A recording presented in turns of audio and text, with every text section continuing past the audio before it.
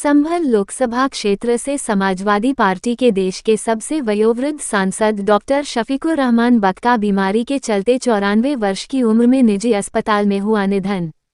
संभल के सांसद डॉक्टर शफीकुर रहमान बक लंबे समय से बीमार चल रहे थे।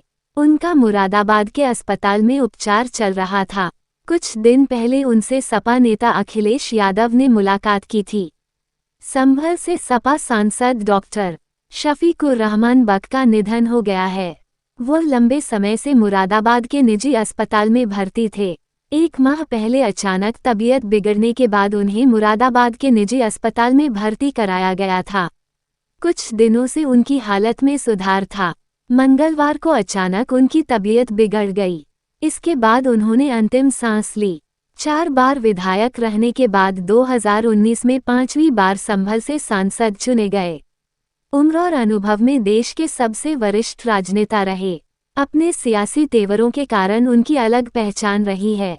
वह बाबरी मस्जिद एक्शन कमेटी के संयोजक रह चुके थे। मुस्लिमों के मुद्दों को उठाने और वंदे मातरम पर अपने बयानों को लेकर सियासत में चर्चित रहे। डॉ. शफीकुर रहमान बक सपा की सियासत में बड़ा चेहरा बनकर उभरे थे। उनका सियासी सफर 60 वर्ष से भी ज्यादा का था। वो 1967 में संभल विधानसभा से पहला चुनाव लड़े लेकिन कामयाब नहीं हो सके थे। उनके निधन की जानकारी मिलते ही बरेली से तौकीर रजा उनके दर्शन करने के लिए पहुंचे। मीडिया से बात करते हुए उन्होंने कहा कि यह जनता का बहुत बड़ा नुकसान है जो पूरा नहीं हो सकता। वहीं सपा के जिलाध्यक्ष असगर अली अंसारी ने कहा कि यह कौम और भारतीय राजनीति का बहुत बड़ा नुकसान है। आज संभल आए हैं और डॉक्टर साहब इस दुनिया को छोड़ चले गए, क्या कहेंगे आप?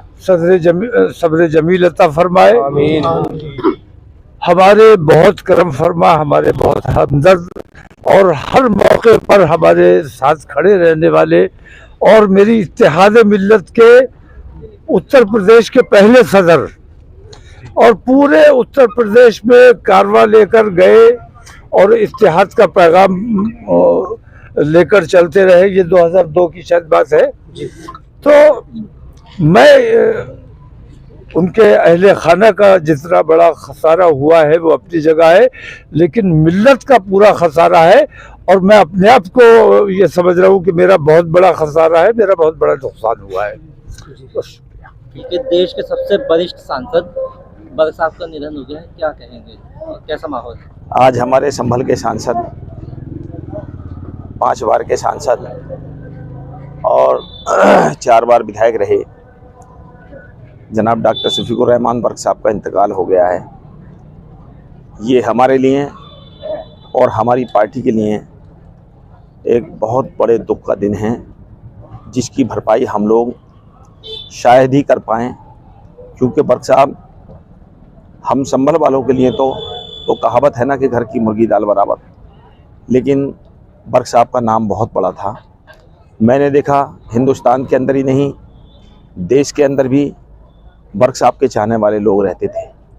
आज जिस तरह से उनका निधन हुआ है, इंतकाल हुआ है, उससे हम लोग सब दुखी हैं, हमारी पूरी पार्टी दुखी है और हम लोग ये दुआ करते हैं कि अल्लाह ताला डॉक्टर बक साहब को जन्नतुल फिरदौस में आला से आला मकाम अता फरमाए और उनके घर वालों को सब्र करने की तौफीक अता फरमाए।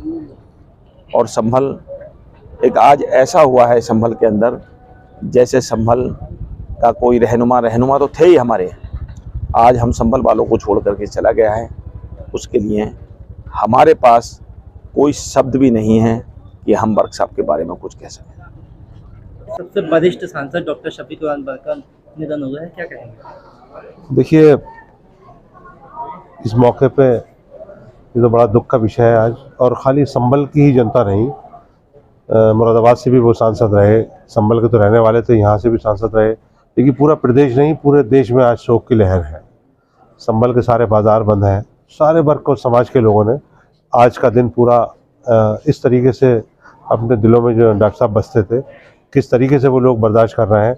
घरों में माएँ बहनें रो रही हैं और डॉक्टर साहब ने जब पार्लियामेंट में बोले तो हमेशा उन्होंने देश हित की बात करी, पूरे देश की बात करी और सबसे बड़ी बात ये थी कि उनके दामन पे कोई दाग नहीं था, बेदाग थे, बेदाग छवि के सांसद थे। और हमेशा उन्होंने, क्योंकि इससे बड़ी कोई बात नहीं हो सकती कि देश के प्रधानमंत्री जी ने अपने संबोधन में पार्लियामेंट में उनका जिक्र किया कि इतनी उम्र में 93 साल की उम्र में वो खिदमत यानी सेवाएं दे रहे हैं लोगों को, ये अपने आप में बहुत बड़ी बात और बहुत बड़ी नज़ीर है। तो मैं तो ये चाहूँगा, जब प्रधानमंत्री ने तारीफ़ की थी तो इस मौके पे आज जब उनका निधन हुआ है तो प्रधानमंत्री जी को और उत्तर प्रदेश के माननीय मुख्यमंत्री जी को एक दिन का शोक देखते हुए छुट्टी करनी चाहिए। आज का दिन जो है वो शोक के लिए होना चाहिए।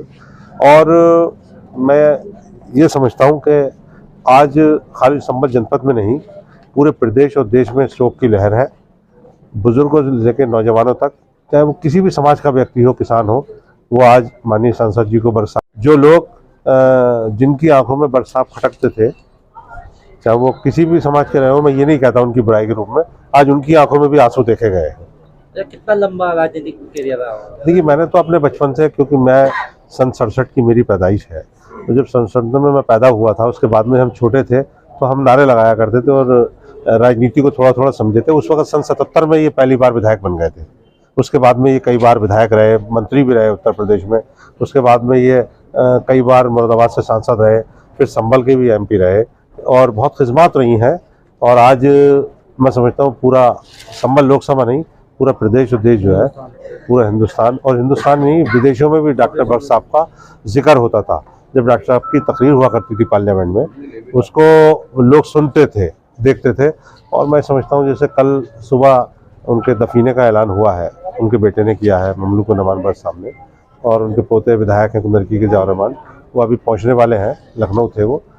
तो मैं समझता हूँ कि सुबह कल जो लोग हैं, मेरे कई सूबों के पूर्व मुख्यमंत्रियों से और कई सांसद और विधायकों से मेरा संपर्क हुआ है, वो लोग भी आना चाहते हैं। इसलिए दफीने का समय कल 10 बजे का रखा है, ताकि ज़्यादा से लोग ज़्यादा शिरकत कर सकें। तो ऐसी मुझे उम्मीद है, और ऊपर वाले से हम दुआ करेंगे कि ऐसा नेता हमारे बीच में कोई और पैदा हो और आए जो कौम की खिदमत कर सके और देश की खिदमत करे। शुक्रिया।